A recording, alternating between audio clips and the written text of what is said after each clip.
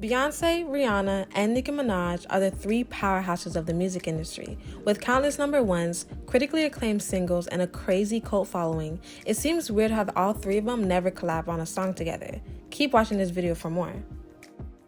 Beyonce and Jay-Z have been a power couple since the early 2000s. Beyonce and Jay met in 2001 and were friends first for a year and a half before they went on any dates.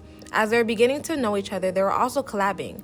B was featured on the highly successful song Bonnie and Clyde for Jay's Blueprint album.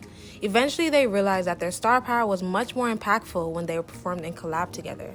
In 2003, Beyonce dropped her debut song Crazy in Love featuring Jay-Z, which is still one of her best songs to date. The fact that this was Beyonce's debut song amid her solo career shows Beyonce's true star power. The song was extremely successful and helped solidify Beyonce as a superstar. The song also helped glamorize Jay and B's relationship in the making. On MTV's making of the video, Beyonce said, "It celebrates the evolution of a woman. It talks about a girl who is at the point of a relationship. She realizes that she's in love. She's doing stuff that she wouldn't normally do, but she doesn't care. It doesn't matter, she's just crazy in love." Rich Harrison actually wrote the song with me, and after I finished the song, I asked Jay-Z to be a part of the song, and he did. The song turned out great, and it ended up being my first single. But a few years after the release of the song, and after dating, they both decided to take a split in 2005. There was an alleged cheating rumor surrounding Jay-Z, which unfortunately would not be the last in their decades-long relationship to hit the headlines. Coincidentally, that would be the same year that Rihanna was becoming a rising star. Rihanna was signed to Def Jam around the time Jay was appointed CEO and president of Def Jam. Although Jay-Z was more focused on Tierra Marie, who was considered the Rockefeller princess, he was still pushing for Rihanna's success. In L.A. Reid's 2016 memoir, Sing to Me, My Story of Making Music, Finding Magic, and Searching for Who's Next, Reid recalls Jay-Z pushing for the label to sign Rihanna. "At the label, we thought Tierra Marie would be the big star," Reid recounted. "We spent more time on her, did more work on her, and paid more attention to her. Rihanna already had a hit with Pon de Replay, but we still thought it was the other girl." Soon, LA's mind would change and a new star was born. Rihanna, T. Marie, and A. Marie performed at the American Music Awards for a Destiny's Child's tribute to Lose My Breath. Out of all the girls, Beyonce seemed to take a liking to Rihanna. After the show was over, Beyonce reportedly walked up to LA and told him that Rihanna was a beast, which caused LA to shift its energy towards Riri. Rihanna's career soon took off as Jay took Riri under his wing. After they dropped T. Marie, rumors soon began to speculate that Riri and Jay were having an affair in the midst of Jay and B's temporary split. Now, the rumors were eventually denied, but not until years later.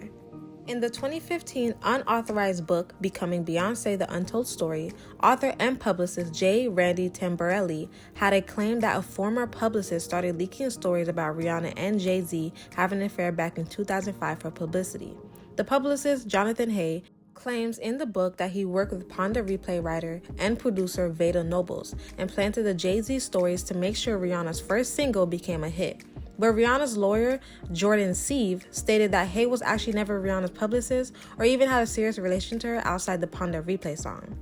We really don't know whether or not these rumors are even true, but they could play a role in why Beyonce and Rihanna always seem cordial from a distance. Rihanna ran into Jay at the club in New York, which caused some attention, in which she stated in an interview regarding Beyonce. She said, "She's Beyonce and I'm his new protege.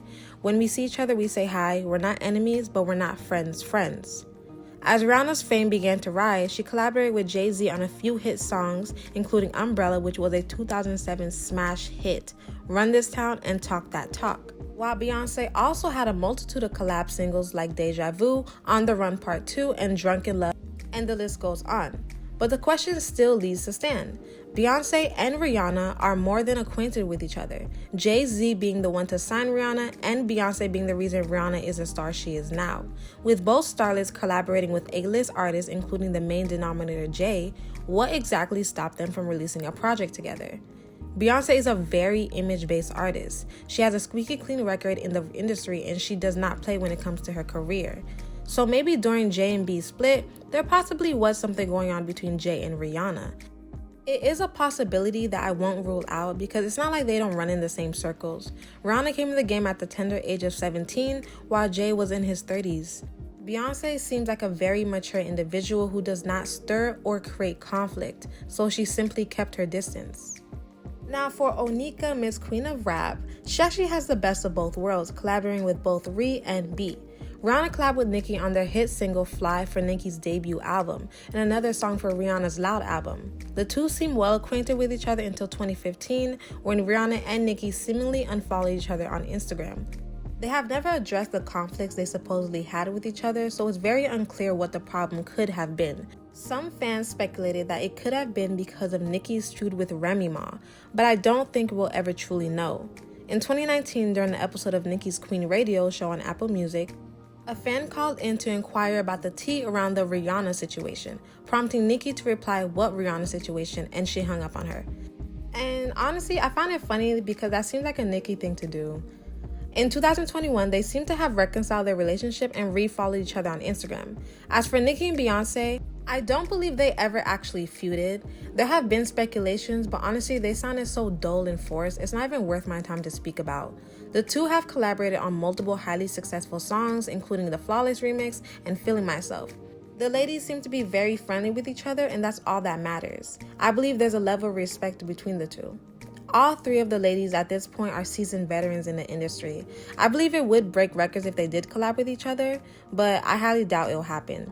Each of them are highly influential in the music industry, dominating the 2000s era. Beyonce with her strong vocal ability and empowering music, Rihanna with her hitmakers and sexy carefree appeal, and Nicki with her lyrical punchlines and dominating the rap game. Beyonce even knows this herself, referencing Nicki herself and Ree in her Break My Soul remix featuring Madonna, referencing their names as part of the house extravaganza. These ladies would make history, and it's kind of ironic and cute how their names come together as R&B. Hopefully before they decide to retire their music career, they'll be nice enough to bless their fans with at least one track altogether. Anyways, thank you guys for tuning into this video. Make sure you like and subscribe. Toodles!